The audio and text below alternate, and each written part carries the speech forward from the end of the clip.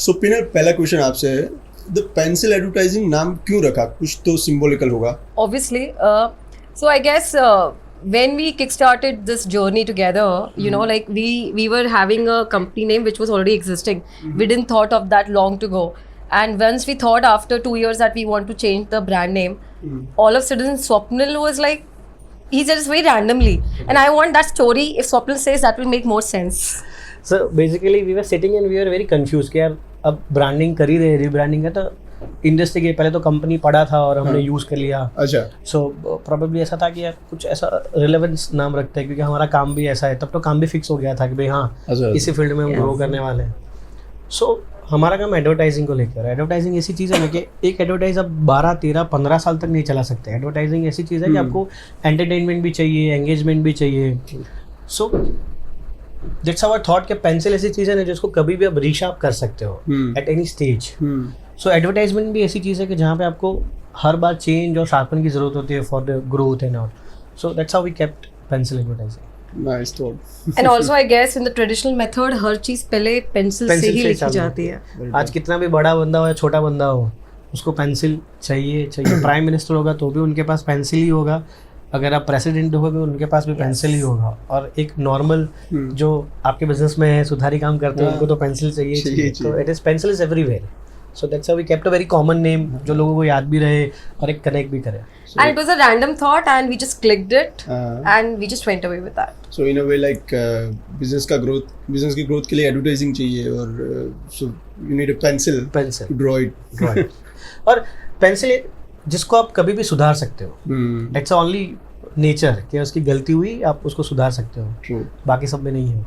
I guess the more you sharpen it, the more you grow. Yes. Yeah. Nice. So अभी आप जो काम कर रहे हो द पेंसिल एडवर्टाइजिंग में, वो स्टार्ट से ही सीरियस था या फिर एक्सीडेंटल था? So I guess like you know me and Swapnil we both were working in a you know corporate company and it was an FMCG company at the time of COVID. It's a COVID born company. So he was into procurement, I was into marketing, and he had a very solid idea which I didn't knew. So he one random day उसने मुझे बोला कि यार Pinal, I have a very solid project. तू छोड़ दे job. Even I'm leaving it. So I quit my job. Okay. And then we connected with Ambika Fireworks. Okay. If you know, it's one of the pioneers in the firecracker industry. Yeah. And I guess Ashish sir, we still respect and adore him a lot. We have learned a lot from him only. So वो एक हमारे लिए एक बहुत strange चीज़ थी कि हमें crackers बेचने थे online. That idea was given by Swapnil to the owner. कि आप कैसे कर सकते हो. तो Swapnil gave a very brilliant idea and he said कि let's twist the entire project by you know selling the crackers online. So I guess as per the Supreme Court guidelines आप crackers को बेच नहीं सकते हैं. You can't sell it. Okay. You can only book it. So he gave an idea on that and हमने पूरा एक platform enable किया and this was just season time.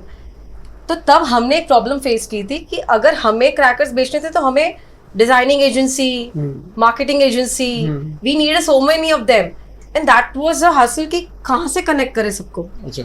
That time he said it कि there is a gap, कि none of them is having one roof where they can connect the entire dots. So that's how we started off this journey. So, fundamental was कि हमें तो project करना था क्योंकि also responsibility हमारी थी वो पूरे प्रोजेक्ट्स की. तो चैलेंजेस हुआ हमें परफॉर्मेंस मार्केटिंग करना था, डिजाइनर चाहिए था. दो आई वॉज वेरी क्लियर कि हमें इस फील्ड में जाना है, बट वी वर क्लियर कि हमें अमेजोन, फ्लिपकार्ट, मार्केट प्लेस वगैरह है ना, उसका एक्सपर्टीज मेरे पास था. आई हैव नॉलेज कि भाई हाँ चलो अमेजोन पे प्रोडक्ट और ब्रांड को कैसे बनाते हैं, फ्लिपकार्ट पे ब्रांड को कैसे बनाते हैं, तो मेरा पास एक्सपीरियंस वैसा था. तो I have a clear picture कि मार्केट प्लेस पे ब्रांड कैसे बनाते हैं. This side performance marketing we never know कि this are the hustles that brand may be facing और suppose to be face. So उस दौरान जब अंबिका हमने चालू किया, लोगों से बात किया, लोगों से मिले हम लोग, तब पता चला कि यार लोग बहुत ज़्यादा ही पैसा मांग रहे हैं और उस पैसों के सामने they are giving a small services where we needed much services like SEO चाहिए था, डिज़ाइनर चाहिए था, कंटेंट चाहिए था, परफॉर्मेंस मार्केटिंग चाहिए था. परफॉर्मेंस मार्केटिंग में गूगल वाला अलग, मेटा वाला अलग. सो कहीं ना कहीं फाउंड अ गैप कि अगर ये सारी चीज़ें किसी ब्रांड को एक जगह पर मिल जाए तो that's an amazing for a brand. So that's how we keep a marketplace तो करने ही वाले, तो let's do this. And we started learning the specific part. हमने सीखा उसको कि क्या कैसे होता है, क्या होता है. सो हमने एजेंसी हायर नहीं की क्योंकि we have He limited self-learned by himself. Budget. So हमने एजेंसी हायर नहीं की क्योंकि हमारे पास बजट नहीं था. मतलब अंबिका हमारा पहला प्रोजेक्ट था जहाँ पे उन्होंने हमने सारी रिस्पॉन्सिबिलिटी दी थी कि भाई ऑपरेशंस भी आप हैंडल करो, प्रोडक्ट के इन्वेंट्री भी आप हैंडल करो और मार्केटिंग धंधा भी आप हैंडल करो. So that was a twist. जैसे पिनिल ने बोला कि भाई सुप्रीम कोर्ट के हिसाब से आप पटाखे ऑनलाइन बेच नहीं सकते, you can sell crackers online. So we जगलीफाई कि हमने ऑनलाइन पोर्टल बनाया पर उसको बुकिंग पोर्टल बनाया. अब बुकिंग लेना इलीगल नहीं है, आप किसी भी चीज़ का बुकिंग ले सकते हो. अच्छा. And that's how we channelize the business into legal business. Okay. So एक बिजनेस को हमने लीगल बनाया and we started doing this and we did good job. हमने क्रैकर्स ऑनलाइन बहुत अच्छे बेचे. There was one more strange thing what we figured out कि there is no MRP in this industry. In this specific industry, there is no MRP of the service. So randomly wherever you go, they charge like anaap shanaap kind of thing. I mean, so that what made us understand कि there is a lot of gap and a brand had to suffer a lot to run the entire show because obviously they have to run digitally everywhere. So that's how like हमने जब सोचा तो हमने शुरू किया चलो कोशिश करते हैं. And we didn't had any brands that time, but I guess there were lot of customers out there. They said you guys are doing a fab job. आप क्यों ये officially शुरू नहीं कर देते हैं? And that's how the journey started. जो business online समझता है, जो जानता है, तो जो ब्रांड उनको पता है कि क्रैकर्स ऑनलाइन बेचना इज अ चैलेंज. सो वो चैलेंज को जिन लोगों ने देखा, जिन लोगों ने वो चैलेंज को समझा ना, वो ब्रांड्स हमारे पास आई. If you can do this तो you can also justify your brand. One more also gap in the market. लोगों को ब्रांड्स को स्पेशली ये है कि डिजिटल मार्केटिंग ही परफॉर्मेंस मार्केटिंग है. अच्छा. So there is 3 keywords or maybe the industry what I wanted to use. There is first is a branding, second is a digital marketing and third is a performance marketing. Okay. अब लोगों को यही लगता है branding is digital marketing and digital marketing is a performance marketing. Okay. Where performance marketing is something different, digital marketing is something different and branding is something different. So वहाँ पे we wanted to be differentiator and we wanted to specific towards the business side कि भाई हमें performance marketing agency ही बनना है. We don't want to be a branding agency. We don't want to be a digital agency. So, in a simple language, can you differentiate both digital I think marketing? Pinel can differentiate very So well. I guess digital marketing agency and performance marketing agency hold a very vast difference. Reason digital marketing agency is all about presenting your brand digitally, where you need lot of branding content. You need lot of fancy content, right? Likes, That's not gonna followers. give you bread and butter. But performance marketing agency, they only understand numbers. उनको सिर्फ धंधा कैसे लाना है वही समझ में आता है. Apart from that, they don't understand anything. और हमें भी वही लैंग्वेज समझ में आती है. अच्छा, you're a D2C brand, business लेके आना digitally, globally, then yes, we are the right space for you. So digital marketing में डिफरेंस ये होता है कि आपके फॉलोअर्स कितने हैं, आपके लाइक्स कितने, आपके एंगेजमेंट कितने हैं. That's called ideal digital marketing. Where we come from, it's from के आपका सीपीसी कितना है, कॉस्ट पर क्लिक कितना है, आपका एओवी कितना है, एवरेज ऑर्डर वैल्यू कितना है, आपका सीपीए कितना है, आपने कितना पैसा डाला, उसके अगेंस्ट कितना रोएस जनरेट हुआ. So there is a myth कि आपके फॉलोअर्स है तो आपको बिजनेस आ जाएगा. नहीं. We have one example. We are working with one of the good influencer और TV celebs, right? Yeah. Correct. So उनके how many followers are there? She had 5 lakh followers. 5 lakh plus followers. And एक होता है ना आपके इतने सारे followers होते हैं, you have a different confidence. So we were clear कि जो followers है वो buyers नहीं है. It is not necessary कि आपके इतने followers है उतने buyers नहीं है. तो she said कि मैं एक post रखूँगी, at least orders तो आ ही जाएंगे. She posted, she got live, but एक भी order नहीं आया, ना एक भी inquiry आई. Correct. तो followers are for entertainment, not for business. So where we come from के followers कितने doesn't matter. हमारे कई brands ऐसे थे जिनके 600 followers थे लेकिन इनके दिन के 300-400 orders आते थे. So Instagram engagement in Instagram followers and your business on your Shopify from the Google, from the Meta, on the business on the Meta, on the Amazon और Flipkart का business वो अलग ही है, वो अलग दुनिया है. उससे आपके followers तो that's why we differentiate from digital marketing to performance marketing. But still a lot of people don't understand. Exactly. That's what I'm going to say कि अभी business owners को काफ़ी लोग यही चीज़ से मतलब गुमराह करते हैं कि को डिजिटल मार्केटिंग करके देते हैं, आपको बिजनेस ला के देते हैं, but that's not true. Correct. No, that boost directly करना is needed. और प्रोफाइल से वेबसाइट पे विजिटर्स लाना That's a not different thing. one. They have different set of No. mindset. I guess a lot of D2C brands, when they come, we actually have to show them a clear picture. Ki boss, we are not a digital marketing agency. Very true. We only are, and if you want to get this thing done, then we are not the right place for you. Because sometimes what happened that agency का जो forte होता है ना, वो छोड़ के वो सब कुछ करता है कि जो मिला कर दिया. We don't have that case. If we are not doing anything, we will pass it on, but we won't get into that zone or segment at all. वो सेगमेंट में हम जाते नहीं. सो कभी कभी जब ब्रांड आती है उनको लग सकता है कि आप मेरा सोशल मीडिया भी मैनेज कर लो, आप मुझे सेल्स भी ला के दे दो. तो इससे कि सोशल मीडिया मैनेजमेंट हम नहीं करते अनलेस एंड अनटिल कि भाई आपको लगता है कोई स्कोप नहीं है, आपके पास कोई अच्छा एजेंसी नहीं है कि भाई जो डेडिकेटली कर पाए तो ही करते हैं. It's an optional service for us, it is not compulsory service for us. Yes, पर जहाँ परफॉर्मेंस की बात आती है वहाँ हमारा अच्छा ग्रेड है.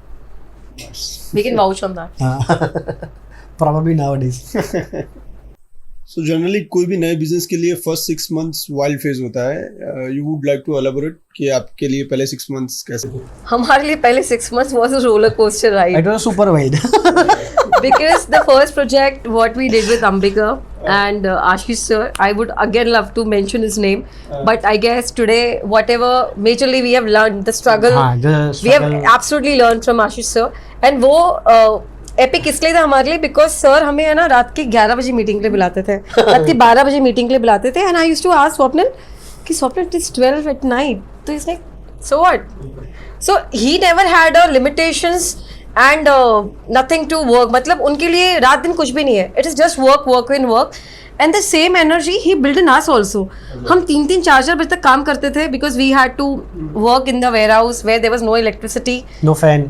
so he had a tremendous good energy and he was like ki, so what, every time whenever I say ki 4 baj gayi, so what. So the same thing when we started having our first sitting place, we were working in a co-working space and we were sitting there. जब हमें first client, that was a epic shit moment for us because the first client जो आया था हमारे पास and that too he came because he met at Ambika का ware house. वो हमारे लिए खुशी ऐसी थी कि he सही में without any brand name, company name, he reached out to us and he was a very big manufacturers and he said कि I want to give my brand to you guys. So me and Swapnil were like more than excitement कि without any brand name, company name, अगर आप पे कोई trust कर रहा है मतलब somebody is just giving your trust to you, not the brand. So that was a epic moment also for us and a very nostalgic thing कि without having a big setup, brands do trust in you and brand do trust in people, I guess. So I guess uska credit we would again give it to Ashish sir. He built us on a very good, मतलब he trusted us primarily and then He supported us. He gave us a good resources, not only money, in terms of the space, stock, everything he gave us. And he didn't ask anything कि आप क्या पैसा लोगे. We don't have a clarity on a finance part. When we are working with him, we don't have a clarity on a finance part कि हम क्या charge करिए, आप हमें क्या दोगे, आप कितना ये करोगे. We never had that discussion. We just said कि करना है ऐसा. And he also wanted to let's do it. So it was a good part of a life. So I guess हमारी business journey में he was the hand and his son also. हाँ, Harshal. They was the people who supported us and I guess अगर उन्होंने वो 1 year हमें support नहीं किया होता तो we wouldn't have been able to do this. मतलब यहाँ तक हमें पहुँचने में मुश्किल हो जाती. So Harshal owns a co-working space called Paragraph. It is one of the premium co-working space in entire Gujarat. हाँ, now he's grown very big. So वहाँ पे हमको कोविड में स्पेस मिली क्योंकि co-working space कोविड में it was like not working properly. So Harshal बोले वैसे भी ये बिजनेस में सब चल ही रहा है, मेरा सेटअप है, तो you guys are friends. So why should I charge you? So he didn't charge us for a year. He was the first push and that's support. very important. जहाँ पे उनके पापा ने हमें काम दिया और उसने हमें जगह दी. और वो कोवर्किंग स्पेस जिस स्पेस हमें अलॉट की गई थी मेरे हिसाब से उस दौरान 80,000 रुपये के आसपास की स्पेस होगी monthly. And he didn't charge us. Where includes electricity. मतलब you need to understand हमारे पास कोई भी रिस्पॉन्सिबिलिटी नहीं थी. जो एक होता है ना बिजनेस चलाने के लिए बेसिक कोर होता है, आपको ओवरहेड्स होते हैं, रेंट भरना पड़ता है, इलेक्ट्रिसिटी भरनी पड़ती है, ऑफिस के रेगुलर खर्चे होते हैं, चाय पानी. So in that coworking space no electricity, no wifi, ये कॉस्ट हमें नहीं लगती थी. सब इंक्लूड था, चाय कॉफ़ी तक इंक्लूड था. Even though big conference room ये वी हैव एक्सेस. हर अगर आप वहाँ पे थे तो आपको 12 घंटे का एक्सेस था. We don't have a limit. 2 years. And he never made us. So you know, like when you grow, you forget who supported you. But today, when we're having this podcast, I guess we can proudly say that मतलब अच्छे लोग Harshil मिले and हमें। Ashish sir really supported us a lot. So वहाँ से भी started a good journey, वहाँ से 1 ब्रांड 2 ब्रांड, अब तक हम मेरे हिसाब से more than 150 ब्रांड्स को हम लोग cater कर चुके होंगे.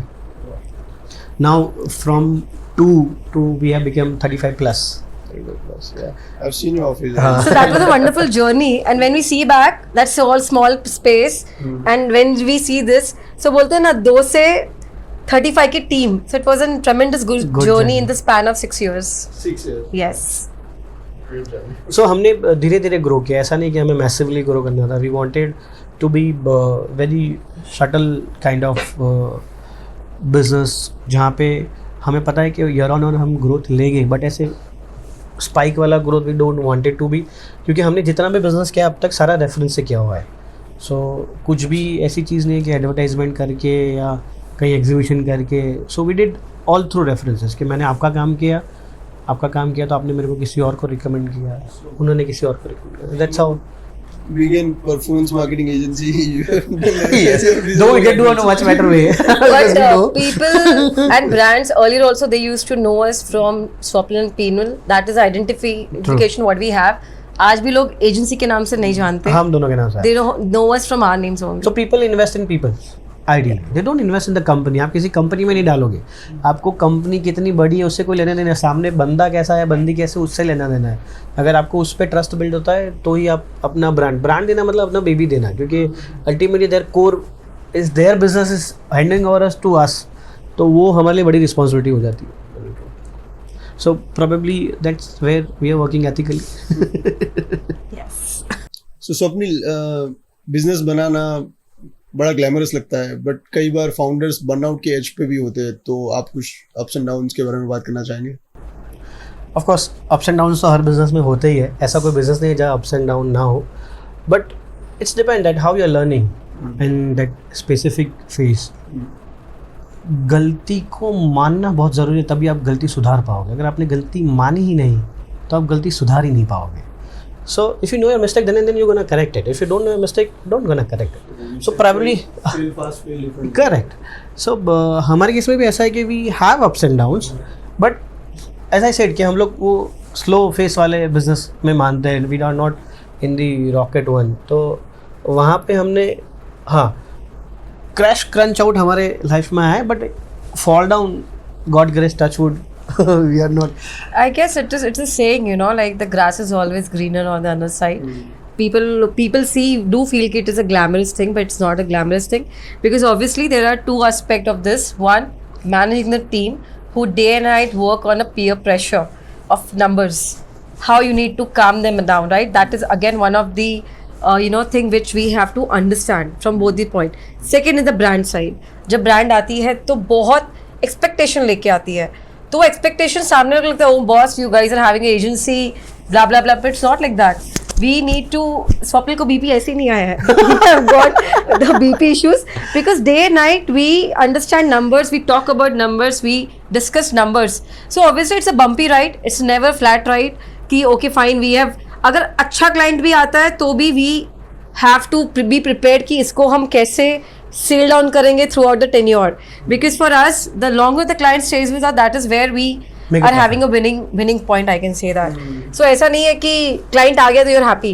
If he's doing a bomb business, then obviously we have to make sure that how we make it consistent कि how it's going. There are 2 types of clients हमारे पास आते हैं. जैसे एक होते हैं जो एक एक्सट्रीम लेवल तक पहुंच चुके हैं कि भाई उनका महीने का 80 लाख या करोड़ तक पहुंच चुका है, and they wanted to grow next.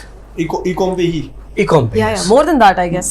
So ऐसे क्लाइंट्स आते हैं कि भाई हाँ मेरा 1 करोड़ हो गया, अब now I wanted to reach at 3 crore, I wanted to reach at 4 crore. तो सर्टेन गोल्स होते हैं हर ब्रांड के ग्रोथ के. सो एक वो तरीके के क्लाइंट होते हैं जो एक एक्सट्रीम लेवल या एक एक्स लेवल तक पहुंच चुके हैं और उनको वाई और जेड पे जाना होता है. और कई क्लाइंट्स ऐसे होता है कि जो 10-20 हज़ार रुपये कर रहे हैं, now they wanted to go forward. खुद ही कर रहे होते हैं 10-20 हज़ार रुपये महीने का, and now they wanted to see the numbers कि मेरा 10 लाख या 15 लाख या 50 लाख का टारगेट है. सो दोनों क्लाइंट को हैंडल करना, उनको समझना, उनसे डील करना, इतनी बड़ी टीम है, छोटे छोटे बच्चे सारे जेंजी है, जेंजी से डील करना. सो इन सब चीज़ों में अप डाउन्स, अगर मैं बिज़नेस को छोड़ के बोलूँ तो हाँ डेली अप डाउन्स है कभी किसी का मूड ठीक नहीं होता, कभी किसी के घर पे इमोशनल इश्यूज होते हैं, तो वो सब मैनेज करना, yes business is not a glamorous thing, I can say that. It's a tough thing. And daily, I guess, we work on challenges when we reach We to are office. enjoying the journey, I guess. It's a great journey that we are doing as of now. सो मतलब जो business offline होता है और पहली बार e com में आना चाहता है और आपसे कनेक्ट होता है, तो isn't it difficult for you guys to manage them? Of course, it is difficult. If it's a traditional mindset. Yes. As a traditional mindset, yes. if it's a second generation business, so तो भी traditional होता है mindset ना, तो एक होता है कि आपके ट्रेडिशनल माइंडसेट में एक होता है डेली कैश दिखता है या तो डेली ट्रांजेक्शन्स दिखते हैं, करेक्ट। और प्लस सेकंड जनरेशन के साथ इशू ये होता है कि उन लोगों के पास एक एस्टैब्लिश्ड बिजनेस होता है, इनिशियल स्ट्रगल्स बहुत मुश्किल है। So I give the example with one story. हमने एक ब्रांड को ऑनबोर्ड किया, of course a second generation brand. हमने उसको पहले 2 महीने ज़ीरो बिजनेस, तीसरे महीने आई गेस हम लोगों ने 10 लाख तक बिजनेस किया उसका। फोर्थ मंथ फॉर अस, चौथा महीना हमारे साथ सर्विसेज में थे, उनका 23-24 लाख जितना बिजनेस हुआ। He called us, so I was an very good impressions कि चौथा महीने में हम 23-24 लाख रुपए पहुंच चुके हैं। So I was very happy and excited to meet the founders and all. So बोले मेरे सीए मिलना चाहता है आपसे और मेरा एक दूसरा पार्टनर ही wanted to meet. I went there and they said we wanted to quit. I said यार चौथे महीने में आप 23-24 लाख रुपए ई कॉम पे कन्वर्ट कर चुकी हो बिजनेस को, why you wanted to quit? I don't understand this business, मुझे बिजनेस समझ में नहीं आता। पैसा डालते हो तो ऑर्डर आते हैं, पैसा नहीं डालते तो ऑर्डर, ऐसा थोड़ी ना होता है। दुख हमारी दुकान हर रोज़ कस्टमर आते हैं। So I took a back step. मैं चाहता तो समझा सकता था, मैं चाहता तो उसको कन्विंस कर सकता था, बट समहाउट मुझे ऐसा लगा कि यार आगे दिक्कत हो जाएगी। And we are looking for long term collaboration, जिसके के साथ काम करते हैं we are looking for long term. अगर माइंडसेट ही समझ में नहीं आता तो मुश्किल है। सो ऐसे कई एग्जांपल्स होंगे, पीनल के पास भी See, I guess ये कैसा है ना Utsav, that in traditional business, offline business, you get the cash against what you sell, right? In this case, you don't get the cash instantly. It's a digital cash. It will come in some format after different time. तो लोगों को ये platform समझ नहीं आता, and specially the people who are not that technical grounded, right, उनके लिए बहुत डिफिकल्ट होता है। And in that case when you have to explain them, it's like okay fine, they will understand. फिर कुछ इशू होगा, दे विल बी लाइक मैंने spend किया, मेरा पैसा का है। And you know every platforms come up with their own hidden commission charges. I don't want to name the platform, but yes, it's a very difficult thing. If a person is coming from a traditional background, he doesn't understand the e-com industry, we are very clear, we don't want to convince him, we want to educate him. If we fail in educating him, we won't onboard him for sure, but we won't convince him कि boss उसको बड़ा picture दिखा के लेना नहीं है। आपको nature business पता होना चाहिए। नेचर ऑफ बिजनेस अगर आपको नहीं पता है ना, तो आप वो बिजनेस नहीं कर पाओगे। इसका पूरा अलगो अलग है, उसको इसका तरीका पूरा अलग है। आपको आरटीओ समझना पड़ेगा, स्पेंड समझना पड़ेगा, रोएस समझना पड़ेगा, आपको थोड़ा मैथ्स समझना पड़ेगा to gain this particular business. अगर वो जार्गन्स आपने समझ ली, which is not very hard to understand, it is very easy to understand. अगर आपको थोड़ा बहुत भी बिजनेस आता है और आपके बिजनेस में पोटेंशियली आप ऑनलाइन लेके जा सकते हो, आप लेके जा सकते हो, लेकिन आपको थोड़ा पेशेंस रखना पड़ेगा। On a very settle example कि आपको अगर ऑफलाइन बिजनेस करना है तो व्हाट इन्वेस्टमेंट यू नीडेड। एक आपको शॉप चाहिए, शॉप के अंदर आपको स्टॉक चाहिए, स्टॉक रखने के लिए एक अच्छा इंटीरियर चाहिए, और उसको संभालने के लिए आपको 2 या 3 मैन पावर चाहिए। आप ओवरऑल कॉस्ट गिनोगे ना एक शॉप को इंटीरियर करने का, उसमें माल बनेगा, मुझे लगता है 30-40-50 लाख रुपये लग जाएंगे। आप अगर ई कॉम बिजनेस करो, मुझे लगता है इससे कम पैसे लगेगा आपको ई कॉम स्टार्ट करने के लिए। बट आप ऐसा समझ लो कि आप ऑफलाइन करो, 50-40 जो भी आपका बजट है, 10-20 लाख भी कर सकते हो। आप एक अलग अकाउंट खुलाओ, उसमें रख दो और उससे ई कॉम ऑपरेट करो, मुझे लगता है आप अच्छा कर लोगे। बट आपने पहले दिन पे सोचा कि भाई मैंने 2 महीने में इतना पैसा डाला और मेरे पास कुछ आया नहीं, मेरा प्रॉफिट नहीं हुआ, तो कई ऐसी ब्रांड्स हैं जो हमारे पास आती हो 3-4 महीने में या 5 महीने में दे क्विट कि यार this is not something that we wanted to pursue. So एक डिफरेंस बताना चाहेंगे आप very well known market places पे बिजनेस करना और खुद का ई कॉम वेबसाइट उस पे बिजनेस करना?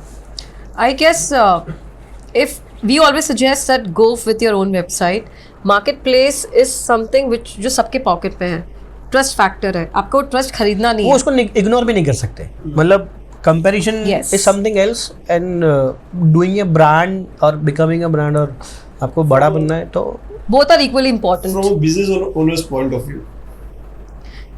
See, I guess from a business point of view, obviously the spending, the structure, the investment, both are different on both the platform.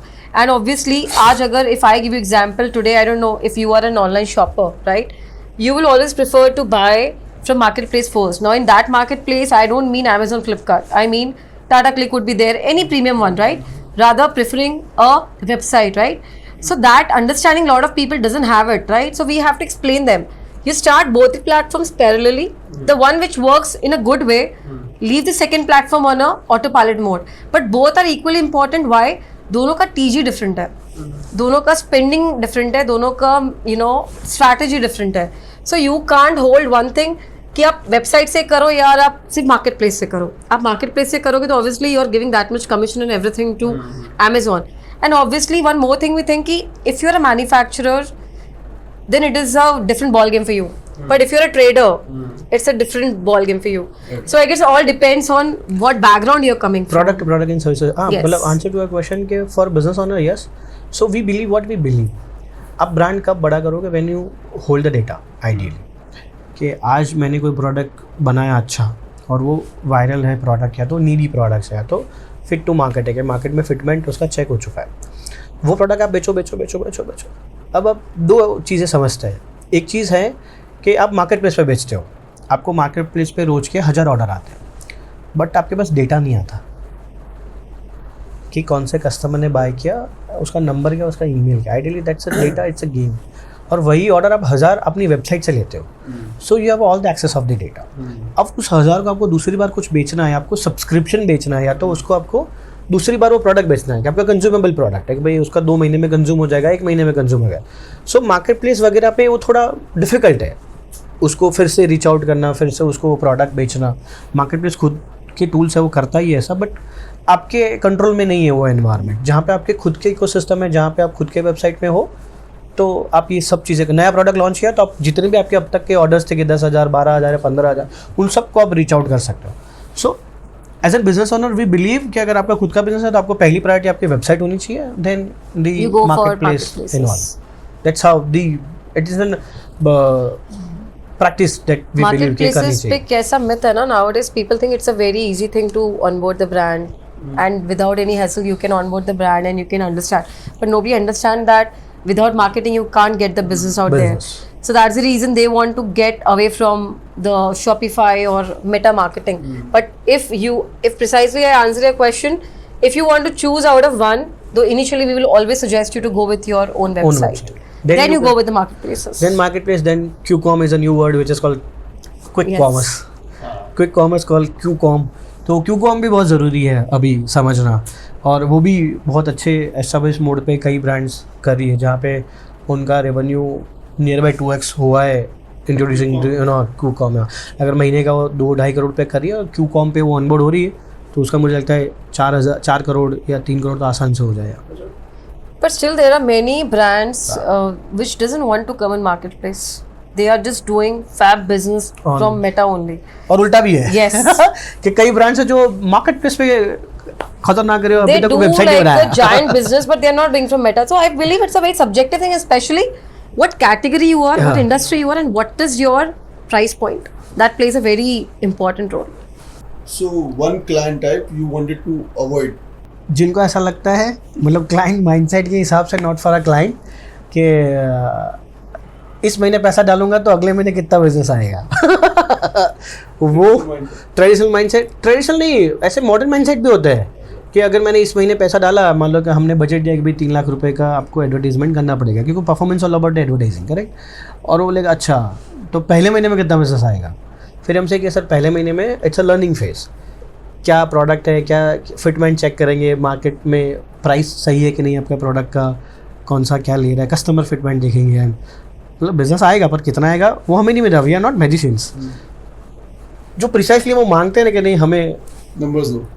Commitment दो, उस तरीके के साथ हम लोग शायद Yeah. इनिशियली वी से कि कुछ और रास्ता निकालते हैं. I guess with me, one who doesn't know that we are not slaves. Agency is something which is like your external wings and who help you to drive your entire business. So for me, the mindset wherein they don't know how to respect the team. Ki there is an you know, like a way that okay fine, after 8 you also know that ki you should not ask anyone, but there are people when they don't understand and you know like at 12 also at 1 o'clock also they'll message the team. So मुझे लगता है कि you need to understand कि they are your part of your team. So give them that kind of respect कि where they can actually flow a very beautiful outcome rather than having a wrong peer pressure and putting them into a lot of mental burden. So मुझे I always you know avoid कि that kind of mindset we should never get. Never. True. So generally brands के owners या brands के जो भी मतलब ऐसे सब लोग नहीं है, बहुत कम लोग हैं ऐसे Very rare. जो हाँ जो ऐसा समझते हैं कि यार मैंने एजेंसी हायर की तो मैं बोलूँ वैसा आपको करना चाहिए. But they need to understand कि एजेंसी हायर करना is equal to you are hiring a brain, you are hiring a strategic brain, you are hiring a brain who understand a process well. I am don't say a business तो सब समझते हैं लेकिन वो process को समझते हैं कि how this internet world works. कि एक इंटरनेट पे प्रोडक्ट को बेचना उनको आता है कि भाई कौन से साइकोलॉजी गेम. सो इंटरनेट पे प्रोडक्ट बेच रहे हैं, इट्स नॉट समथिंग कि भाई प्रोडक्ट बेच रहे हैं, it's something, it's a psychological game. ना आपको प्रोडक्ट दिखा रहे हो, ना छूने दे रहे हो, ना टेक्सचर है, कुछ नहीं समझ में आता, फिर भी लोग लेते हैं. साइज सही आएगा कि नहीं, प्रोडक्ट जो मंगाया है वही आएगा नहीं, तो इट्स अ साइकोलॉजिकल गेम. तो उस गेम को वो समझते हैं. तो अगर उसको आप रिस्पेक्ट नहीं करोगे ना तो वो आपकी ब्रांड के लिए उतना जस्टिफाई नहीं करेगा. आज दो तरीके समझेगा. आज कोई मेरे लिए काम करता है, मैं उसको हर रोज डांट करूँ और मैं उसको दिन में एक बार प्रेस करूँ, तो which brain works for me very fast. But हमारे केस में बहुत रेयर होता है and I guess we are blessed with that thing that even the client doesn't works with us after a span of 6 months, 1 year. He always remembers us because we believe in relations. So that's a good part about me and Swapnil both. And that's how so we वो कभी grow होता नहीं business हमारे through साथ. references. Business relationship. Absolutely, Relationship. absolutely. Then there is no time bar, nothing. But yes, respect is something that is must. So everyone work for respect, I guess. कि आज आप हम कितना भी काम कर ले, कितना भी बड़ा क्यों काम ना करें, हमें रिस्पेक्ट मिलती है तो ही मज़ा आता है. जिस काम में रिस्पेक्ट नहीं होती वहाँ कोई काम नहीं करता. छोटा काम हो लेकिन रिस्पेक्ट बड़ी हो तो मजा आता है. And we are like team-centric people also. For us, team is First. everything. So for us, we are not like we are not more of. Obviously, we are on client side, but we are the people that we will always stand for the team first. For team, even if we have to say no to the client, we have to sometimes because obviously everything what they are doing, we need to trust in them. So that's how we have built the entire team also. So what would you suggest to business owners that they should hire in-house team or hire an agency? Both have a different perspective. So freelancer क्या budget पे आ रहा है, कैसा आ रहा है, वो भी depend करता है. और एजेंसी किस टाइप की आप देख रहे हो, क्योंकि एजेंसी भी अलग अलग स्केल की, अलग अलग ब्रेन की और अलग अलग माइंडसेट की एजेंसी होती है. हर एजेंसी का अलग अलग माइंडसेट होता है, अलग अलग पर्सोना होता है एक ब्रांड को लेकर. अहमदाबाद में कई एजेंसी है जो सिर्फ ब्रांडिंग पर्सपेक्टिव से करती है ब्रांडिंग एजेंसी, लेकिन बीइंग ब्रांडिंग एजेंसी वो परफॉर्मेंस भी देखती है. कि आज कई ब्रांड्स हमारे पास एग्जांपल है कि भाई recently we onboarded one brand, so we asked them कि भाई वो एजेंसी क्यों छोड़ा. तो दे सेड कि मैंने 10 करोड़ रुपये स्पेंड किए and I got only 20 lakh rupees का business. Correct. So there are branding agency, they wanted to be a performance marketing agency. So freelancer अगर आपके पास बजट नहीं है तो फ्रीलांसर ले लो. अगर फ्रीलांसर महंगा है तो एजेंसी ले लो. फ्रीलांसर लेने के नुकसान ये है कि वो एक ही ब्रेन मिलेगा और अपने कन्वीनियंस पे काम करेगा. बिकॉज इज अ फ्रीलांसर, या तो कहीं जॉब कर रहा होगा और शाम को आपका 1-2 घंटे काम करेगा, या तो उसके पास मल्टीपल क्लाइंट्स होंगे. एजेंसी के पास भी मल्टीपल क्लाइंट्स होते ही है, बट फ्रीलांसर अकेला. So freelancer hiring is something that you are hiring for a one brain. In agency hiring is something you are hiring multiple brains which work for your brand. आज हम कोई brand को onboard करते हैं तो एक brand के पीछे मिनिमम 7 लोग लगते हैं. Absolutely. मिनिमम 7 लोग के ब्रेन्स लगते हैं. इसमें डिज़ाइनर आ गया, मेटा होगा, मेटा में रिपोर्टिंग वाला अलग है, बजट देखने वाला अलग है, उसको कैंपेन बनाने वाला, कैंपेन को देखने वाला अलग है. सो ऐसे अलग अलग KPIs होते हैं. वो KPI के हिसाब से ही ब्रांड बनती है और हर एक का ड्यूटी फिक्स्ड है. तो आपको अगर थोड़ा पैसा ज़्यादा देने से अगर एजेंसी मिलती है तो वी बिलीव एजेंसी लेनी चाहिए. Not as we are agency, हम भी एक टाइम पे फ्रीलांसर ही थे. Freelancer is a good option, but what kind of freelancer, that's a question. Otherwise, I would agency never the best. suggest freelancer because हाँ. when we had a freelancer wala phase, my मतलब हम designer hire used to करते थे get free at 11 o'clock and he used to call me at 11 कि पिनली changes मैंने कर दिए, आपको मैं ये फाइल 1 बजे तक दे देता हूँ. So I should be awake with you till 1 o'clock. So I feel they communicate and they work as per their time convenience, which So- is a very weird thing as in founders. And there is no timer. कभी भी वो आपको call कर देगा, कभी भी काम करवा लेगा. तो I always prefer that if you want to do business, then freelancer.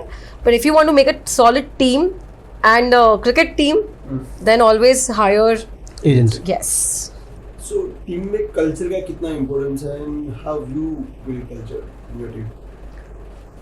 So यहाँ पे एक छोटी सी स्टोरी है. I'm not gonna name the company, but like even he have got a huge experience where he was working. Even I have got a very good experience, and I have always faced कि like wherever we have worked, there was like hell lot of micromanagement and peer pressure. मतलब अगर आप एक दिन की छुट्टी भी लेना चाहो तो आपकी जान पे बनाती है. तो when we started off the company, we always had that कि किसी को है ना peer pressure नहीं होना चाहिए कि एक दिन में नहीं आया तो मेरी सैलरी कट हो जाएगी. And as you said कि culture, so I guess that's a very very important thing, and I would say 1000% important, because अगर culture नहीं है तो business have got no sense to you. You will make money today tomorrow but then it's gone. And what we want, हमारे यहाँ पे जब बंदा सुबह आए ना तो उसको ये नहीं होना चाहिए कि मुझे घर कब जाना है. He should feel like कि यार नेक्स्ट डे कब आऊँगा मैं फिर से. And we have made a very beautiful culture उत्सव, and if I am saying this I mean it. You can ask each and every employee out there कि you should feel like you're working in a culture where you're able to breathe, you're able to talk, you're able to make mistakes. Even if you make mistake, you should not feel like I'm gone. So that kind of culture is very important, because peer pressure में इस particular category में आप काम नहीं कर सकते हो. We can't have a gun point. Yes, we are very strict, but we don't have a very solid culture like no micromanagement. आपने ये क्यों किया, क्यों नहीं किया. But yes, the best thing is कि our team is self-driven. They understand कि where they are coming from, what we are giving them in return. So अगर कोई चीज़ आपको मांग के लेनी हो ना तो that is not the right hiring. फिर आप चाहे कितना भी ट्रस्ट डेवलप कर लो उस चीज़ के अंदर. So I believe culture plays a very important role, whether it's a small company or whether it's a big company. I would like to say that much only. Maybe Swapnil will add more. So culture is something that what we have built. So we have built a very beautiful culture जहाँ पे leave policy नहीं है. अच्छा. We don't have a leave policy. अब तक 6 साल में हमने किसी की छुट्टी की सैलरी ये आपको ऑड लगेगा सुनने में काफ़ी. लेकिन छुट्टी की सैलरी नहीं काटी. हाँ, लीव पॉलिसी उनको लागू पड़ती है जो इंटर्न है या तो जो अभी ज्वाइन हुआ है. मतलब पहले 3 महीने आप जितने भी छुट्टी लोगे, आप ज्वाइन हुआ, आपका जो प्रोबेशन पीरियड है 3 महीने, वहाँ आप जितने की छुट्टी लोगे उसकी छुट्टी कटती है. उसके बाद आप छुट्टी ले सकते हो. The best part of a culture, अगर मैंने पीनल ने किसी की छुट्टी अप्रूव कर दी कि भाई मैं 2 दिन नहीं आने वाला, और समवॉट रीज़न उसका काम 1 दिन में हो गया, सो वो बंदा दूसरे दिन आ जाएगा. अपने आप आएगा. And when we asked him, why did you? बोले कि ma'am it was not needed. Needed. And that is not with one person. Every The entire 35 entire team का gang, has you can built say that. in that nature. Primarily being 35 people, we don't have punching machine. We don't wanted to promote this culture, but We don't want to promote this. punching machine नहीं है हमारे पास. तो we don't check in check out of, and we are not built for कि भाई 8 घंटे आपको काम करना ही है. We believe कि आपका रिस्पॉन्सिबिलिटी है, that's your care, do it on yourself. अभी भी शायद आप देखो 11-12 बजे मेरा एक एम्प्लॉय मेरे को फ़ोन करेगा, 11 बजे मेरे को फ़ोन करेगा, सर सब कुछ मैंने चेक कर लिया है. It is not programmed him, उसका ड्यूटी नहीं है, ना तो उसको बोला गया है कि तुझे करना है, but he check himself call करेगा, सर मैंने देख लिया, अब सब ठीक है. So being a performance marketing क्या होता है कि every minute you are spending, every minute money has been spend through on Amazon, on Meta, on Google. So हर मिनट हमारे लिए तो पैसा है. सो वहाँ हम पूरा ध्यान रखते हैं, और टीम भी ऐसे ट्रेंड है, गॉड ग्रेस, हमें वैसे जैसी टीम मिली है वैसी कि वो खुद अपनी रिस्पॉन्सिबिलिटी समझ के. एक बार ऐसा हुआ था कि हमारे एक एम्प्लॉय ने, जिसकी मैं बात कर रहा हूँ, जो मुझे 11 बजे फ़ोन करता है, उसका 1-1.5 साल पहले का स्टोरी है. He was new with us, and एक दिन ऐसा हुआ, वो ब्रांड हमारे लिए it was top notch client for us, मतलब हाईएस्ट पेइंग क्लाइंट था हमारा. So I woke up in the morning, तो मैंने देखा कल का बिजनेस जनरली वो 7-8 लाख रुपए दिन का करता था, उस दिन उसका 11-12 लाख रुपए था. और मैंने 1-2 दिन पहले उसको वो ब्रांड दिया था कि यू विल हैंडल दिस, इसको पूरा नज़र रखना. सो आई वाज वेरी हैप्पी कि यार 8-9 लाख से सीधा 12 लाख में, तो मैं तो खुश होकर ऑफिस गया. तो जब मैं ऑफिस आया तो उसका मुंह उतरा हुआ था. वो आया क्योंकि उसका न्यू ज्वाइनी था और बोले सर एक मिस्टेक हो गई है. मतलब अच्छा करा है, जो भी होगा अच्छा होगा. बोले सर आपका बजट जो था ना, मतलब मान लो मैं नंबर से ही बता रहा पर मैं ट्विक कर रहा हूँ कि सर आपका 20,000 का बजट था ना, लेकिन गलती से एक 0 ज़्यादा लग गया था. एक दिन में उसने 2 लाख रुपए चला दिए. अच्छा. So how should we react? वो हमारे पैसे नहीं थे, किसी ब्रांड के पैसे जला दिए उसने एक छोटे से मिस्टेक की वजह से.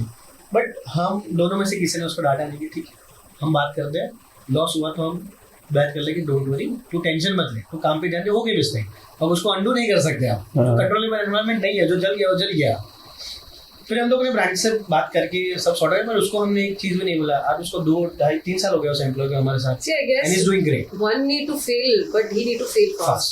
And feel differently. Yes. Fail different. That's very important.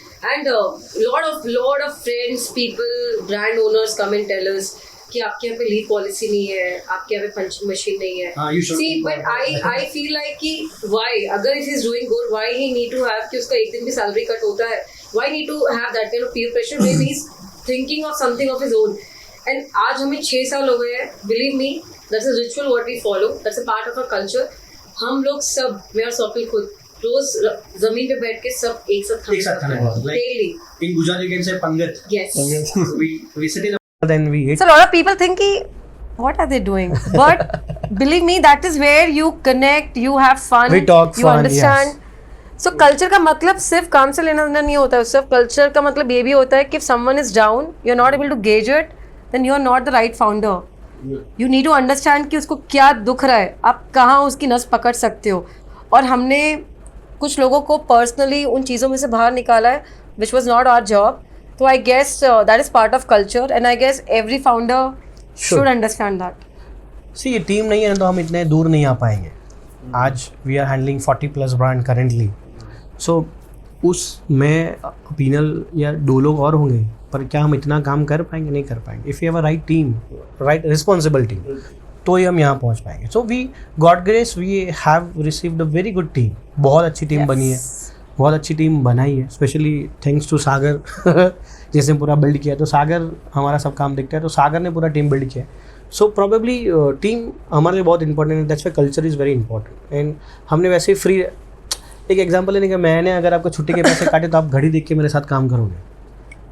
अब मेरे साथ ज़्यादा टाइम नहीं स्पेंड करोगे. आप 7 बजे चले जाओगे, आप 10 बजे आओगे, 7 बजे चले जाओगे. अगर मैंने आपकी छुट्टी नहीं काटी तो आपको पता है कि I am paying you extra और मैं इस पैसे नहीं काटता हूँ, तो आप अल्टीमेटली अपना समझ के काम करोगे.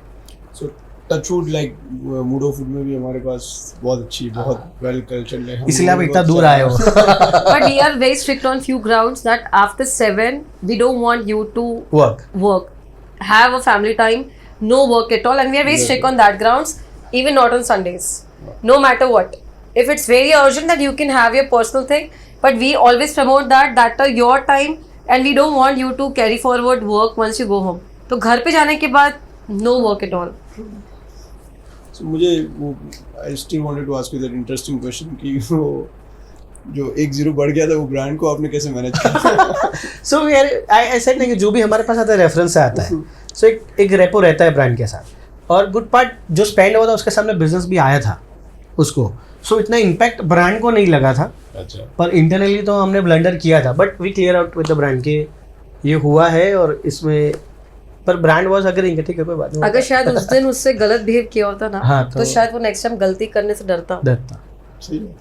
और ये तो बताने से डरता, गलती कर लेता लेकिन बताता ये नहीं. मिस्टेक अगर उसने रिपीट करी होती तो then And we told him that even we have to pay the cost, we will do it. We are there. वहाँ तक हमने प्रिपरेशन कर लिया था. But fortunately it didn't happen. We managed it. So कोई D2C ब्रांड के लिए पहले 1 या 2 महीने का रोड मैप क्या होता है, एंड एक मिस्टेक क्या होता है जो कोई भी D2C ब्रांड बार बार करेगा? सो पहले 2 महीने is very much important. Let's understand from the offline perspective कि मैंने 1-2 महीने में एक शॉप खड़ा किया. क्या पहले 1 महीने में मेरा शॉप में से सारा सामान बिक जाएगा? क्या मेरे शॉप में इतने सारे कस्टमर आ जाएंगे? और क्या जो कस्टमर आएंगे सबके सब लेके जाएंगे? Correct. So let's understand from offline journey कि आज मैंने अगर नया शॉप किया तो मेरे पास एक कस्टमर आएगा, वो देखेगा पहले नया शॉप है, समझेगा कि मुझे जो सामान चाहिए वो इधर मिल रहा है, या तो जो प्राइस पे मैं मांग रहा हूँ या तो जो प्राइस मेरा बजट है उस पर क्या मेरे को सामान मिल रहा है। जैसे फर्नीचर आपका बिजनेस, आपको पता है कि भाई 50,000 का भी सोफ़ा मिलता है और 5 लाख का भी सोफ़ा मिलता है। If you are into 2.5 lakh रुपए वाले सोफ़ा तो 50,000 वाला नहीं अफोर्ड कर पाएगा, उसका बजट नहीं आता, उसका घर का वो साइज़ नहीं है जो है। Similar thing happen in online. क्या आज मेरा पहला महीना है या तो पहला मेरा बीइंग D2C है, so finding right customer is very important with the right price with the right product. So पहले 1-2 महीने बिजनेस नहीं होता है D2C के अंदर, वहाँ पे सिर्फ टेस्टिंग होता है। जैसे कस्टमर आया, चेक किया, तो वैसे ही कस्टमर को लाया जाता है, चेक किया जाता है कि वो राइट कस्टमर है कि नहीं। सो अगर D2C ब्रांड ये एक्सपेक्ट करते कि मैंने इसी महीने में प्रोडक्ट लॉन्च किया और इसी महीने में मेरे को सेल आएगा, that's the first mistake D2C brand does. दूसरा, D2C brand see what investment in what outcome is. Of course business के लिए बहुत इंपॉर्टेंट है, लेकिन expectation should not be being a D2C brand. Being a D2C brand आपको business देखेगा 4th या 5वें महीने में, वो एक्सपेक्टेशन रखना चाहिए। तो जनरली D2C ब्रांड में ये मिथ रहता है कि भाई आज मैंने प्रोडक्ट लॉन्च किया, मेरे को आज 1-2 दिन में ऑर्डर आना चाहिए। ऑर्डर आ सकता है अगर आप ऐसी प्रोडक्ट और ऐसी सर्विसेज के अंदर हो तो आपको ऑर्डर आ सकता है, जो बहुत एसेंशियल हो या तो बहुत नीश हो तो आ सकता है, वरना नहीं आ सकता। ऐसे कई कैटेगरीज है जिनको हमने 0 से लेके 1 करोड़ तक हमने 90 दिन में ग्रो किया है। मतलब just 90 days we have cross 0 to 1 crore. So अगर ऐसी कोई कैटेगरी है, अगर डिमांड है, नीश है, तो बिजनेस आ भी सकता है। बट ऐसी कई कैटेगरीज है जिसको 4थे महीने में, 5वें महीने में सेल दिखा है, depending and what size of what customer you wanted. So primarily खेल कैसा है D2C का, अगर टेक्निकल वे में पर बात करें तो दैट्स कॉल्ड पिक्सल। आपके वेबसाइट में ट्रैकर्स होते हैं, वो ट्रैकर्स होते हैं जो आपको कम्युनिकेट कराते हैं आपके मार्केटिंग प्लेटफॉर्म से, लाइक मेटा, गूगल में UTM पैरामीटर्स होते हैं और फेसबुक में पिक्सल्स होते हैं। अब पिक्सल डेटा एनालिसिस का काम करता है, वो टूल है ऐसा, उसको आप ट्रैकर कह सकते हो ना नॉर्मल लैंग्वेज। वही आपके ऑडियंस को समझता है कि भाई आज 1000 लोग मेटा से आए और आज 200 लोग गूगल से आए। वेबसाइट पे जाके वो 200 लोगों ने या 1000 लोगों ने किया क्या, कितने लोगों ने ऐड टू कार्ट किया, कितने लोगों ने चेकआउट किया, कितने लोगों ने परचेस किया। अब जो परचेस करते हैं वो आपके राइट कस्टमर है। फिर वो डेटा वापस मेटा के पास आता है कि भाई आज 20 लोगों ने परचेस किया था, कौन से 20 लोगों ने, कैसे 20 लोगों ने परचेस किया। फिर उसको फिर से ट्रेन किया जाता है कि भाई ऐसे जो 20 लोग हैं ना वैसे मेरे कस्टमर है, तो उनको फिर से ला, ऐसे लोगों को लेके आ, या तो सिमिलर माइंडसेट या सिमिलर इंटरेस्ट, सिमिलर शौक, सिमिलर गाड़ी, या तो सिमिलर लोकेशंस, वहाँ से मेरे को लेके आ, क्योंकि मेरा प्रोडक्ट ये लोग बाय करें। तो ये जर्नी एक दिन में नहीं हो सकता, इट्स अ डेटा गेम। तो वो D2C फाउंडर्स को, कुछ D2C फाउंडर्स को समझ नहीं है, बाकी सबको तो समझ है। I guess also over here एक जो सबसे बड़ा प्रॉब्लम है that the industry players who are already doing, who come for scaling up, उनके पास कोई errors नहीं होता है, they just understand कि how you want to scale up. But what we have seen, a new person जिसको ऐसा कि I want to invest in a new business, everyone want to invest in something which already exists. अभी जैसे for example personal care category is booming a lot, तो हर किसी को ऐसा है कि परफ्यूम पर्सनल केयर कैटेगरी में आ जाओ, let's do it. But that is the biggest mistake what we have seen कि they don't understand the market, they just get influence कि what the entire world is doing, let's do that. अरे भाई, लेकिन already there are big players who are sitting. और ये सब category में क्या है, 4-5 लाख रुपए डालते हैं, अच्छा प्रोडक्शन और ये सब हो जाता है, because there is an huge potential. But कहीं ना कहीं And Backfire getting हो a जाता है। brand, what you need a third party manufacturer, you need a brand name, a GST, and you are there with a brand. So I guess people don't understand the product line. They just come up with a business कि oh I have a D2C brand, and I feel that is a big failure in this category कि आप ऐसा कोई unique product लेकर आओ which actually the market needs it. Don't come up with something else which already exists, because वहाँ पे you can't make money. You just have to bleed a lot of money. Or else you are backed up by some investors, then definitely you can. हाँ, मतलब एक होता है ना कि जैसे ये कुछ बिजनेस ऐसे होते हैं, अगर आप 2-3 करोड़ का टर्नओवर क्रॉस करोगे तभी जाके आप प्रॉफिटेबल हो पाओगे, अगर आप प्रॉफिटेबल नहीं हो पाओगे। अब वो जर्नी जो है 2 करोड़ तक पहुँचे, वहाँ तक तो आपको ब्लीड करना ही पड़ेगा, कोई ऑप्शन नहीं है। अगर वहाँ तक की जर्नी है तो ही आप वो कैटेगरी में हो, अदरवाइज आप कोई अच्छा नीश इनोवेटिव प्रोडक्ट लेके आओ कि वो कैटेगरी अच्छी हो या किसी के पास ही ना हो, then you can make a business.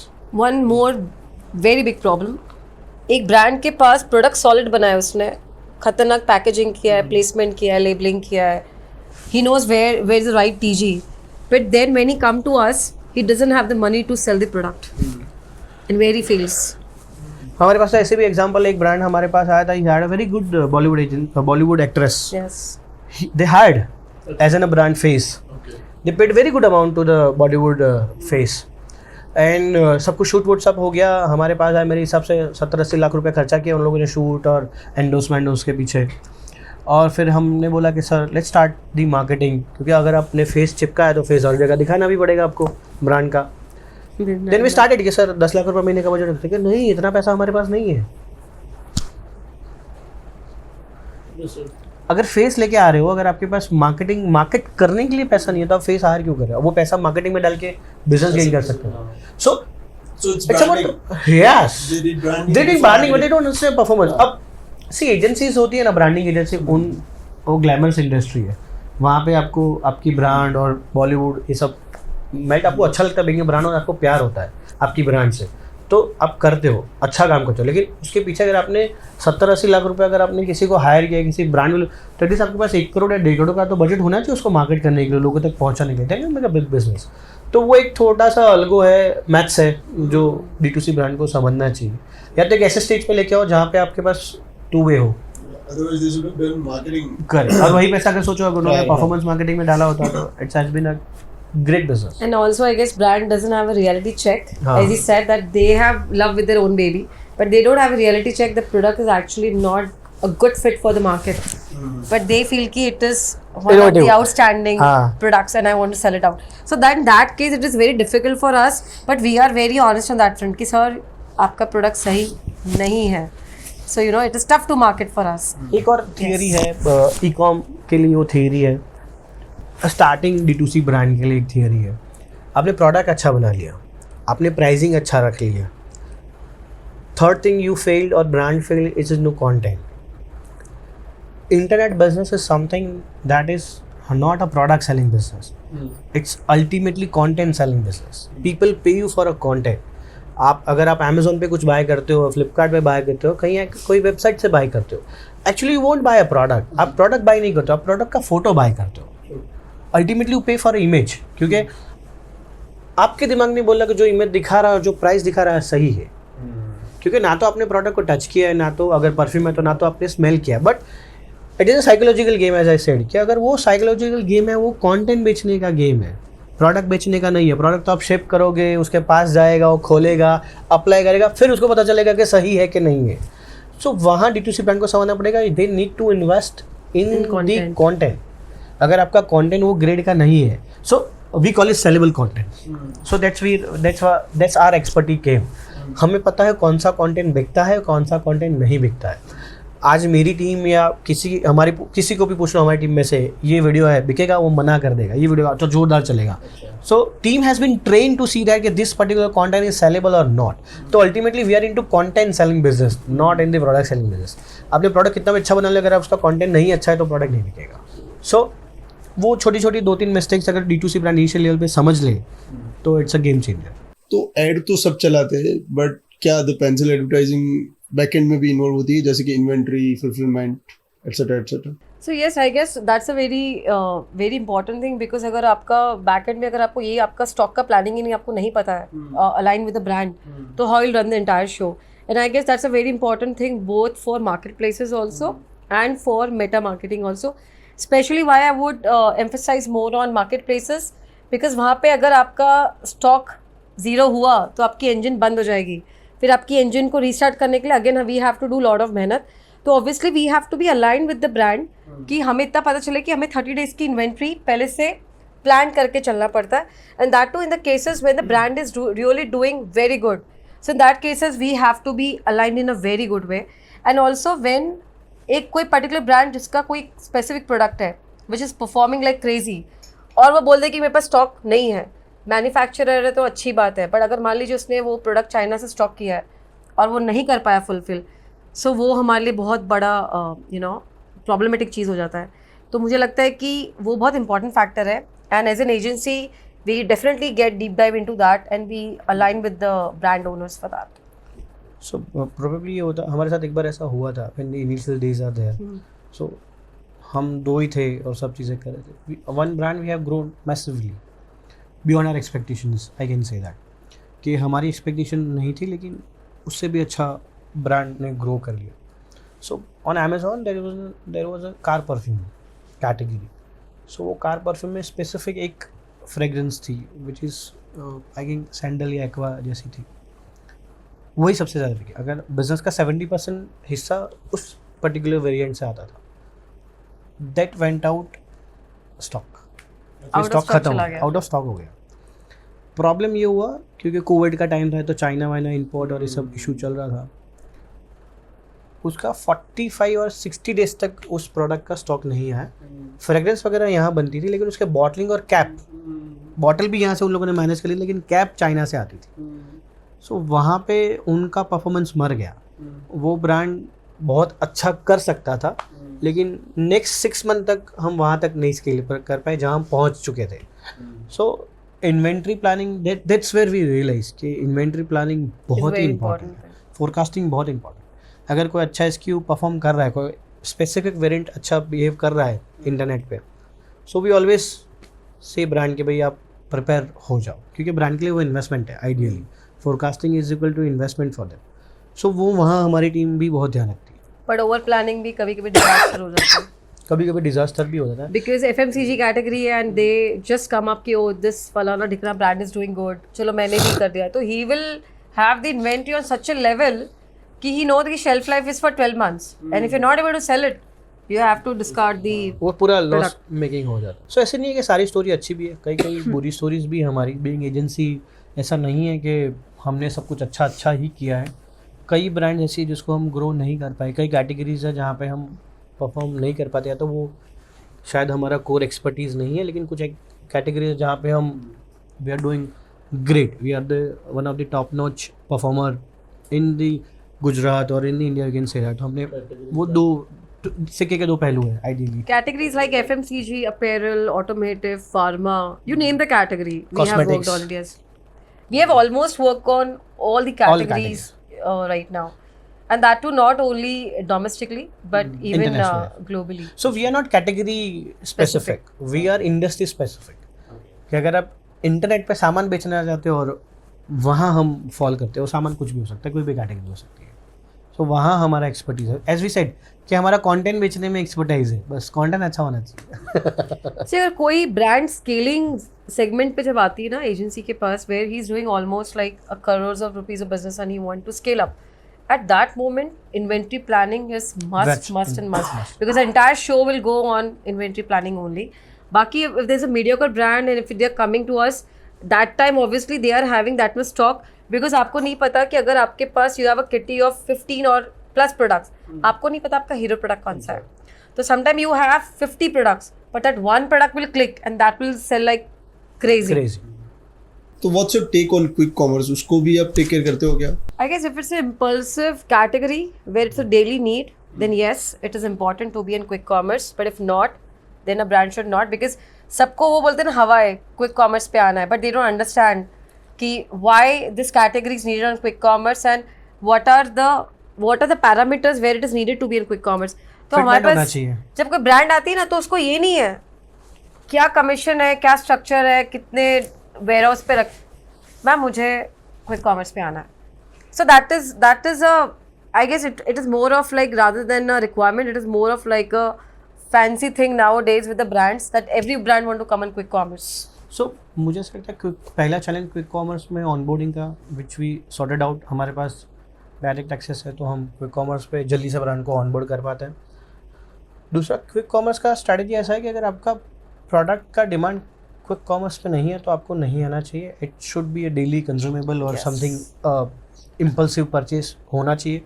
वो कैटेगरी है तो ही आपको करना चाहिए. I tell you one of the category, मैं कैटेगरी का नाम नहीं लूँगा वरना पता चल जाएगा, but one of the brand we onboarded on the quick commerce, it's a great potential. इसीलिए मैं स्टोरी बता रहा हूँ. अच्छा, क्विक कॉमर्स पे ऑनबोर्ड किया, first PO they got from a quick commerce, it is 88 lakh rupees.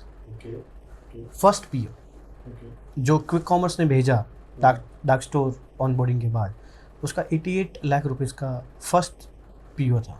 So just to add in that, quick commerce वाले मतलब quick commerce they buy your products and दो मॉडल्स है उसके अंदर भी कि एक वो आप as an seller on board हो सकते हो जहाँ पे हर ऑर्डर पे आपको डिस्पैच करेगा, मतलब उनका पिकअप बॉय आएगा और आपके वहाँ से एक्स से वाई तक लेके जाएगा.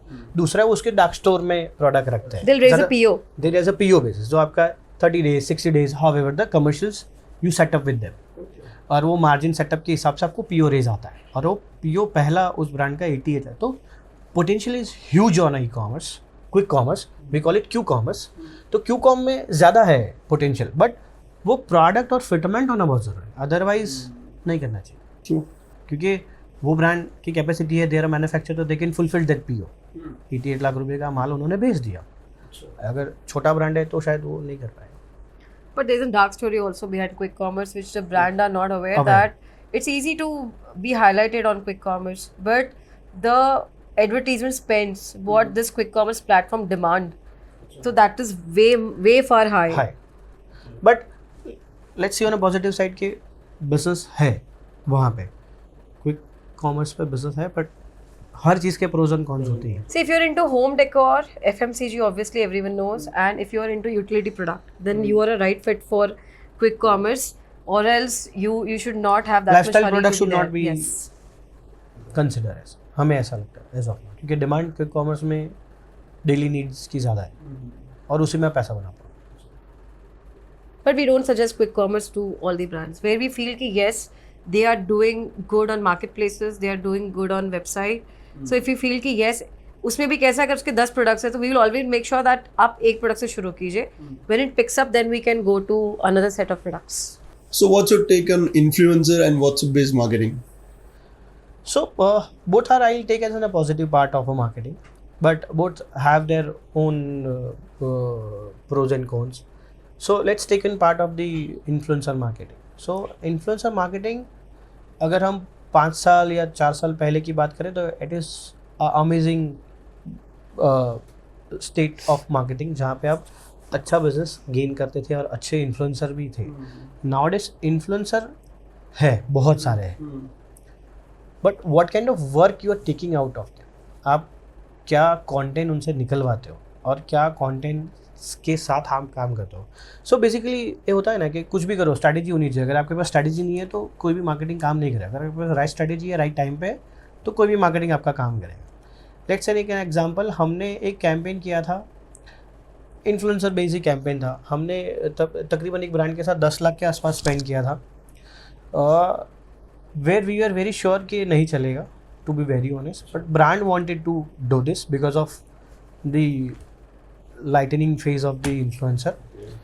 तो he was very obsessed with this particular fundamental. आजू बाजू के लोगों ने इन्फ्लुएंस कर दिया उसको कि भाई यही है, एंड वी वेरी श्योर कि यार ये टाइप के इन्फ्लुएंसर्स आपकी ब्रांड के लिए काम नहीं करेंगे. And they spend more than 10 lakh rupees. We went Mumbai, shoot वूट सब करवाया एंड ऑल, बट उसमें से हमने बिजनेस जनरेट नहीं किया. We had a very local influencer, very local, raw language.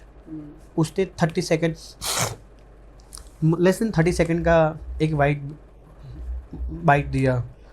उस बाइट ने मेरे हिसाब से 9 लाख के आसपास का बिजनेस किया. सो राइट पैरामीटर पे इन्फ्लुएंसर, राइट लेवल का इन्फ्लुएंसर होना. कई ब्रांड्स होते हैं जिनको ऐसा होता है मेरे को हाई एंड इन्फ्लुएंस चाहिए, पर ऐसा नहीं होता. कभी कभी लो ग्रेड इन्फ्लुएंसर भी अच्छा काम करता है. कनेक्ट होना चाहिए ऑडियंस. कनेक्ट होना चाहिए. आपका टीजी कौन सा, आपका प्राइस क्या है, उसके. अगर आपका 500-700 रुपये का प्रोडक्ट है आपको वैसे लोग चाहिए. आपका 5,000 का प्रोडक्ट है तो आपको वैसे लोग चाहिए. सो वो अगर वो स्ट्रेटेजी क्लियर है तो yes, influencer marketing is a great marketing, उसके जैसा कोई नहीं है. दूसरा इफ ऐसे WhatsApp is a amazing tool, और फ्यूचर में मुझे ऐसा लगता है कि व्हाट्सएप ही मेन मार्केटिंग टूल बनेगा, because Meta driving this as an a main marketing. अब तो आपको स्टेटस में भी ऐड दिखेगी, probably that's what they wanted to enable. WhatsApp का फ़ायदा ये है ना कि 90% से भी ज़्यादा ओपनिंग रेशियो है. मतलब अगर आपने 100 लोगों ने भेजा तो 90 लोग तो खोलने ही वाले हैं. तो 90% लोगों का अटेंशन है व्हाट्सएप पे. सो वहाँ पे आपको ओपनिंग रेशियो अच्छा मिलता है. अगर ओपनिंग रेशियो अच्छा है, आपने लुक्रेटिव ऑफर कुछ डाल दिया तो कंफर्म आपको कन्वर्जन मिलेगा. तो it's a futuristic tool, I can say that WhatsApp marketing will be the future marketing. That's what I see. And also, I guess the real customers are only the real influencers. Correct. Rather than going with the influencer TG, I feel आपका actual customer ही actual influencer है who can gain lot of business for you. Raw होना चाहिए ideally, अभी यही चलता है. आज हम एक को क्लोथिंग ब्रांड के लिए काम कर रहे हैं ना, so there is no influencer, there is no high end photo shoot, there is no model.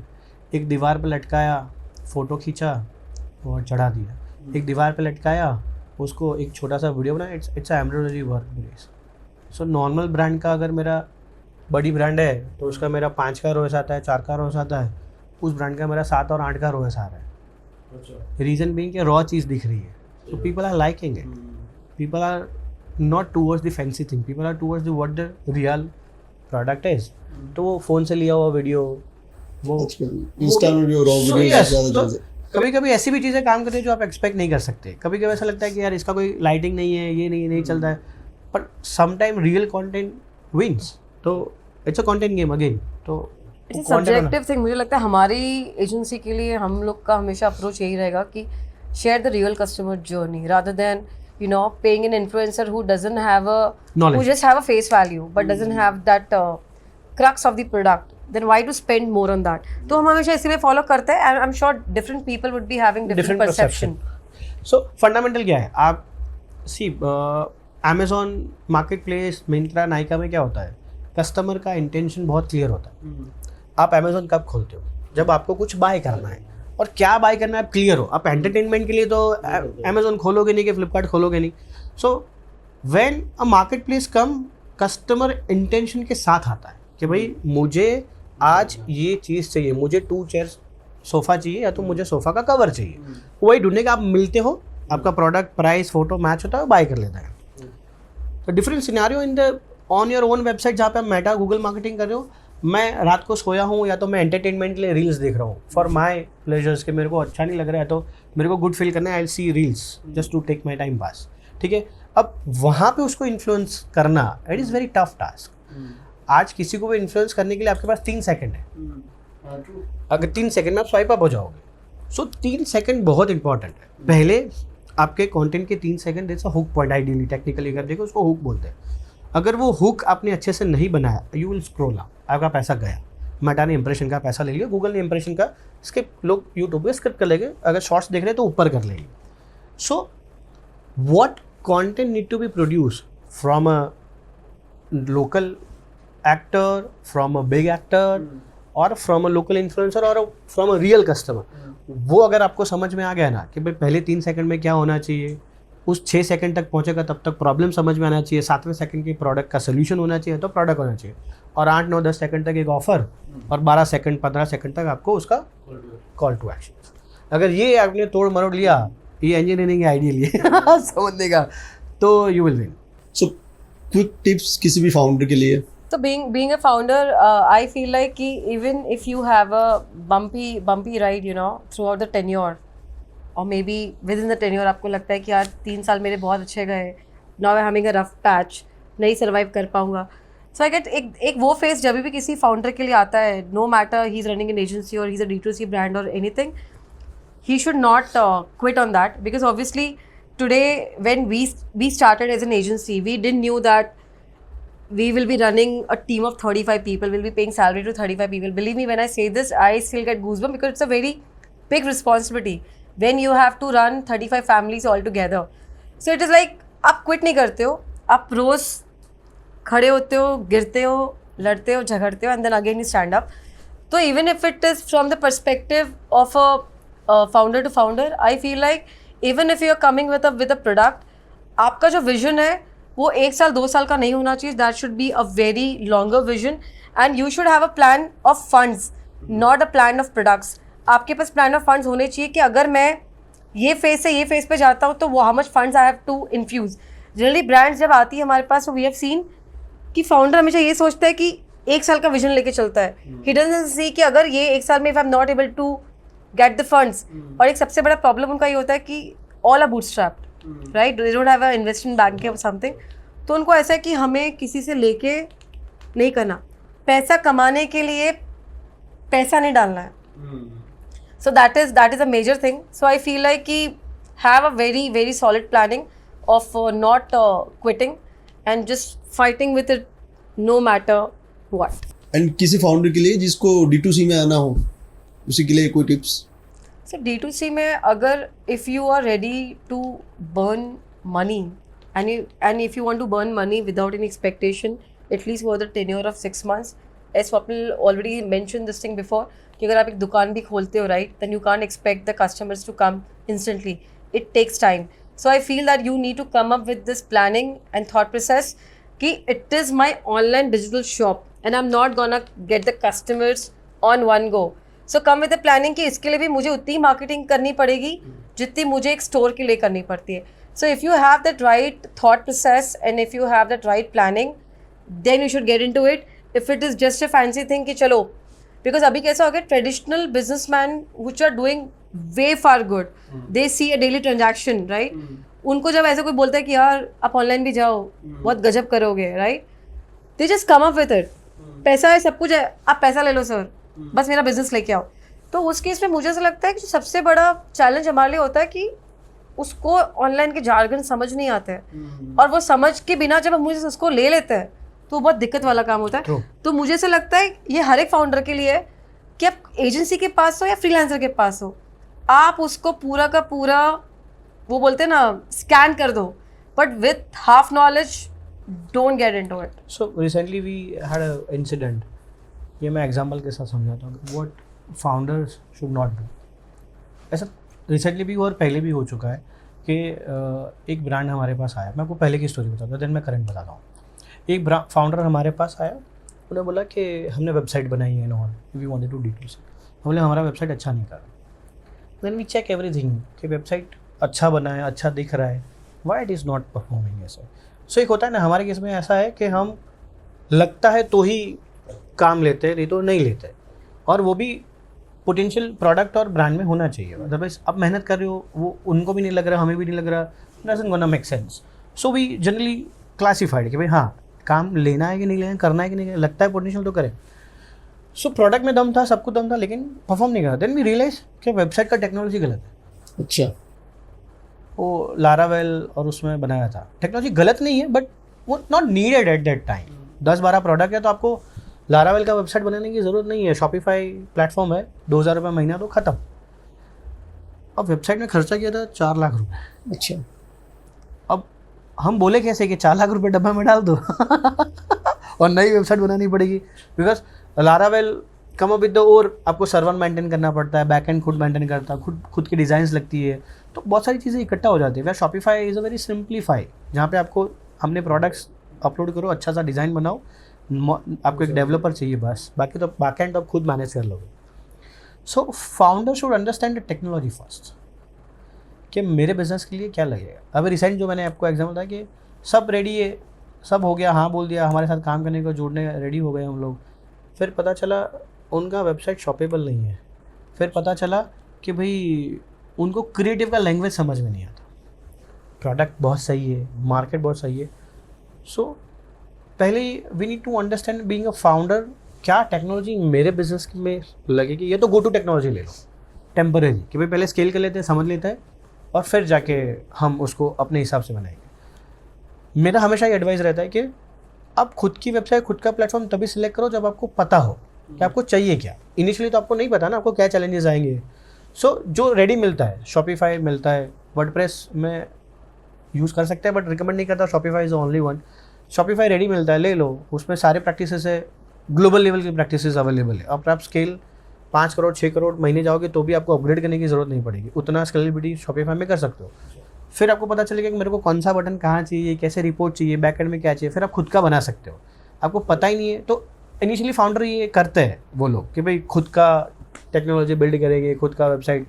Don't do that, just go very simple and low case. धीरे धीरे जो चीज़ मार्केट में से समझ में आती है, जो तैयार है वो ले लो, एक बार बिजनेस चालू करो, then you can do how you want to scale. इसमें एक और major thing which we have gone through with lot of clients कि आप, हर एक एजेंसी ऐसी नहीं होती, हर एक इंसान ऐसा नहीं होता. Today when we are talking your, we know that how you are paying the money, so we need to respect that thing. If you don't understand this thing, हम आपको फालतू में ऑनबोर्ड नहीं करेंगे. But what agent brands come up with, एक ही question होता है उनका, आप हमें कितना ROS ला के दोगे, हमारा एकॉस कितना होगा.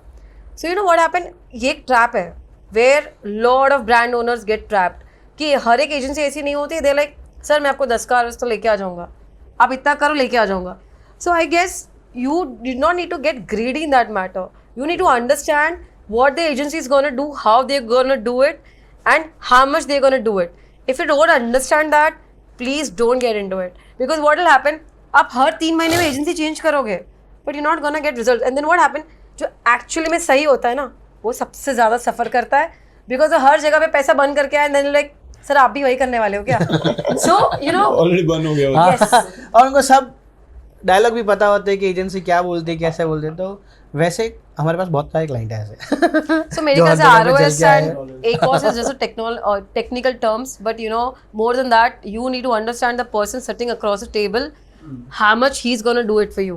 That is more important. बाकी technical jargons तो honestly हर किसी को पता है आज की वो डेट तो में. आधा तो टर्मिनोलॉजी नहीं पता होती है. एग्जैक्टली. वो आपके लिए वो नहीं है कुछ मतलब नहीं. वियर्ड भाषा हो जाती है. So that's all. Again? Yes. ये सिर्फ एक एजेंसी जर्नी नहीं थी, ये पेन डेक वाली जर्नी थी. अगर आप फाउंडर हो तो इस एपिसोड को सेव करो, शेयर करो, रिफ्लेक्ट करो. मिलते हैं नेक्स्ट एपिसोड. Thank you.